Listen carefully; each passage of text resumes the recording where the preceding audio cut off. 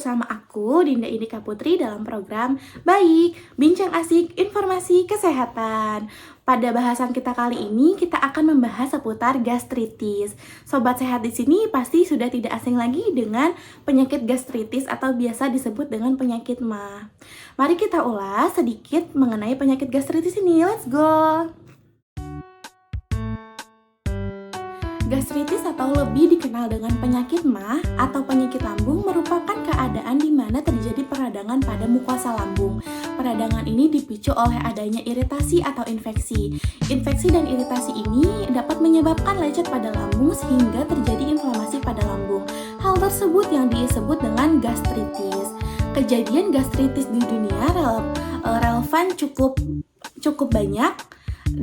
Diambil dari data dari WHO tahun 2019, terdapat beberapa kejadian gastritis di beberapa negara dengan persentase 69% terjadi di Afrika, 78% terjadi di Amerika Selatan, serta 51% terjadi di Asia.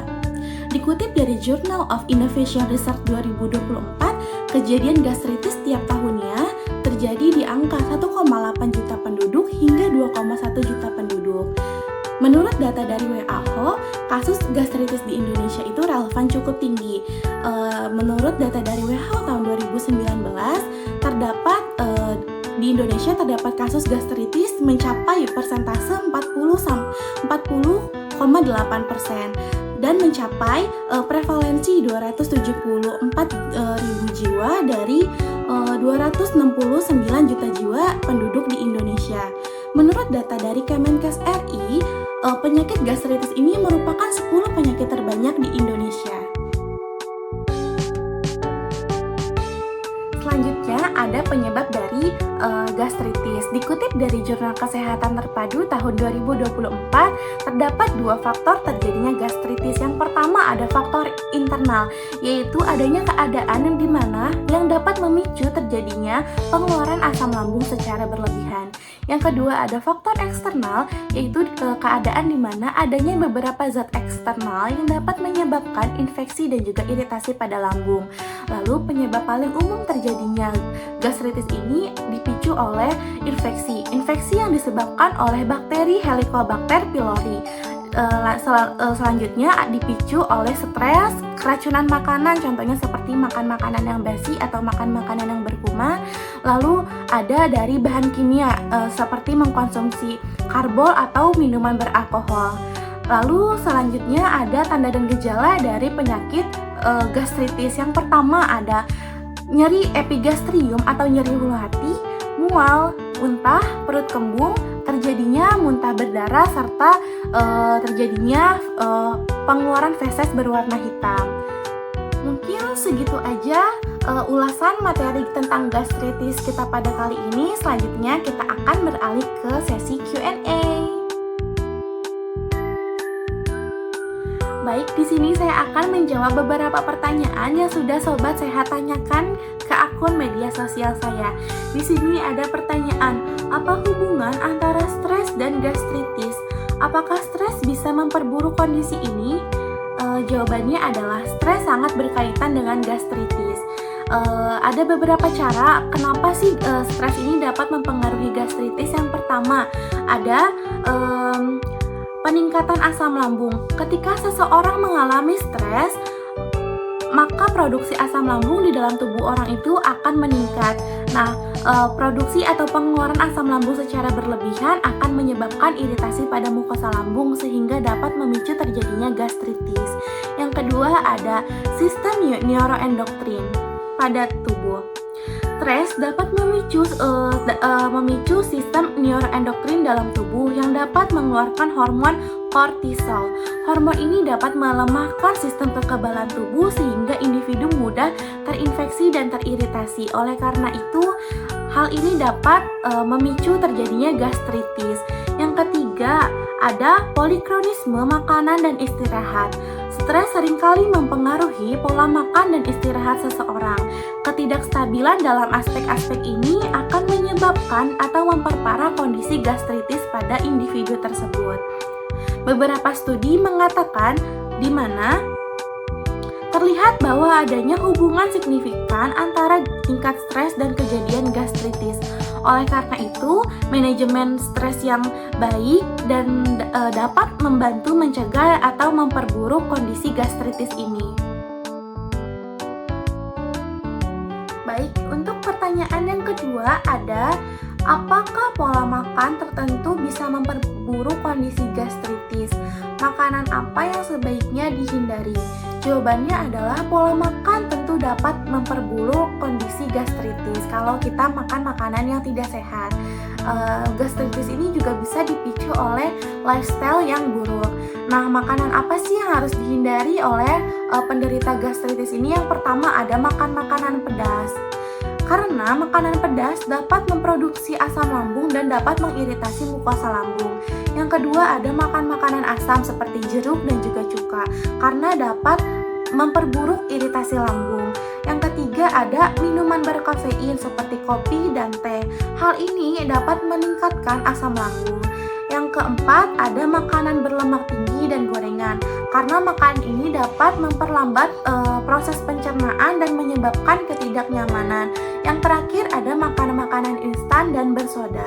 Hal ini dapat menyebabkan perut kembung dan meningkatkan resiko gastritis. Maka dari itu kita harus memperbaiki lifestyle kita, menjaga pola makan tentunya dan juga makan makanan yang sehat dengan frekuensi dan jenis makanan yang baik. Untuk pertanyaan yang ketiga yaitu ada, bagaimana pengobatan medis untuk gastritis? Apakah ada alternatif pengobatan yang bisa membantu? Jawabannya adalah pengobatan medis untuk gastritis tergantung pada penyebab dan tingkat keparahan dari kondisi tersebut. Nah, di sini saya akan memaparkan beberapa pengobatan medis yang biasa digunakan atau dikonsumsi untuk penderita gastritis tersebut. Tentunya pengobatan-pengobatan ini harus dalam resep dari dokter dan tidak boleh digunakan untuk sembarangan.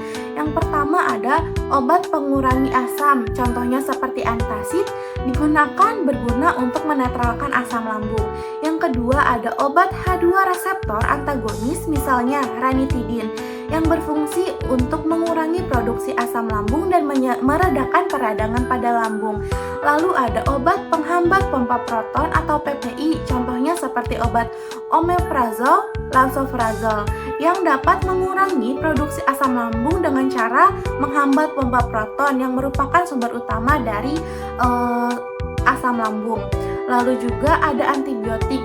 Kita dapat mengkonsumsi antibiotik jika gastritis yang kita alami disebabkan oleh infeksi Helicobacter pylori. Lalu juga ada obat untuk melindungi lapisan lambung yaitu sucralfate yang dapat membantu melindungi lapisan lambung dari kerusakan lebih lanjut.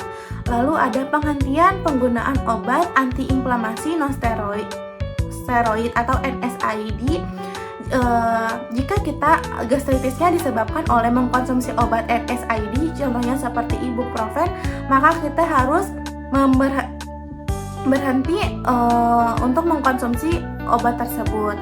Lalu apakah alternatifnya dari pengobatan gastritis ini? Yang pertama ada probiotik. Dengan kita mengkonsumsi probiotik dapat membantu menjaga keseimbangan flora bakteri di saluran pencernaan dan mendukung kesehatan sistem pencernaan secara keseluruhan. Beberapa studi menunjukkan bahwa probiotik dapat membantu mengurangi gejala gastritis dan meningkatkan penyembuhan. Lalu yang kedua ada mengkonsumsi teh herbal atau teh chamomile atau teh jahe yang sering digunakan untuk meredakan gejala perut kembung atau mual yang bisa saja ini dipicu oleh penyakit gastritis. Nah, jahe itu seperti yang kita tahu memiliki sifat antiinflamasi dan dapat menenangkan peradangan pada lambung. Yang ketiga ada aloe vera.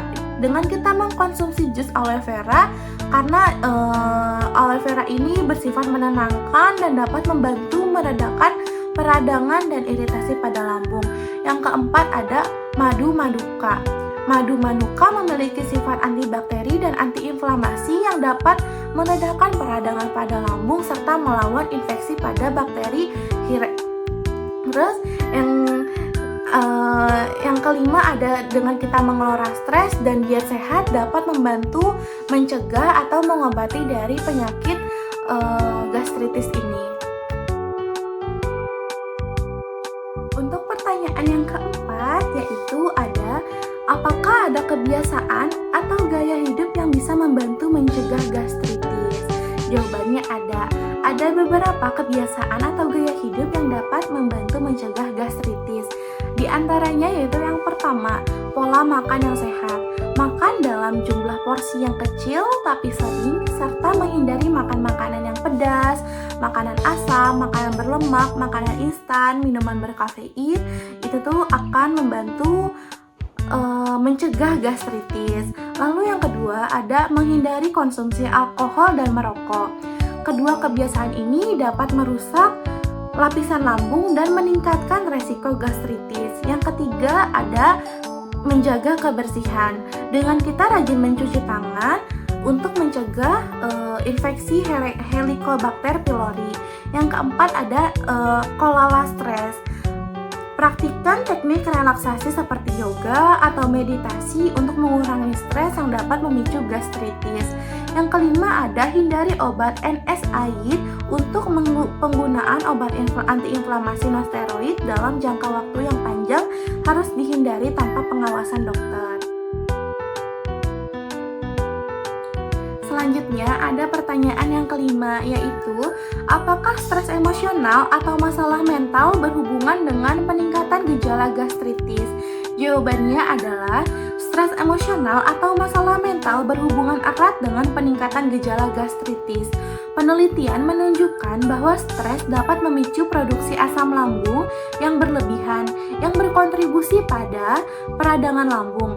Selain itu, stres psikologis dapat memperburuk gejala gastritis dan menghambat proses penyembuhan. Hasil studi menunjukkan bahwa semakin tinggi tingkat stres, maka semakin besar resiko seseorang mengalami gastritis. Oleh karena itu, pengelolaan stres yang baik yang efektif sangat penting bagi penderita gastritis untuk mencegah dan mengurangi gejala. Selanjutnya, pertanyaan keenam yaitu sejauh mana konsumsi alkohol dan rokok dapat berkontribusi pada terjadinya gastritis? Jawabannya itu konsumsi alkohol dan rokok berkontribusi secara signifikan terhadap terjadinya gastritis. Karena merokok dapat meningkatkan sekresi asam lambung yang dapat mengiritasi mukosa lambung. Lalu penelitian menunjukkan bahwasanya perokok memiliki resiko lebih tinggi mengalami gastritis dibandingkan non-perokok dengan p-value yang menunjukkan hubungan signifikan. Selain itu, alkohol juga dapat merusak lapisan pelindung lambung, memicu peradangan dan memperburuk kondisi gejala gastritis.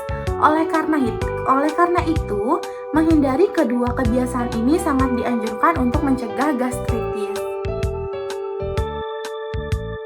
Selanjutnya adalah pertanyaan yang terakhir atau pertanyaan yang ketujuh, yaitu ada apakah gastritis bisa sembuh total atau lebih kepada pengelolaan gejala? Jawabannya adalah gastritis dapat sembuh total, terutama jika disebabkan oleh faktor-faktor yang dapat diobati seperti infeksi bakteri Helicobacter pylori atau penggunaan obat tertentu. Gastritis akut seringkali sembuh dalam beberapa hari hingga minggu dengan penyesuaian pola makan dan penghindaran zat iritan.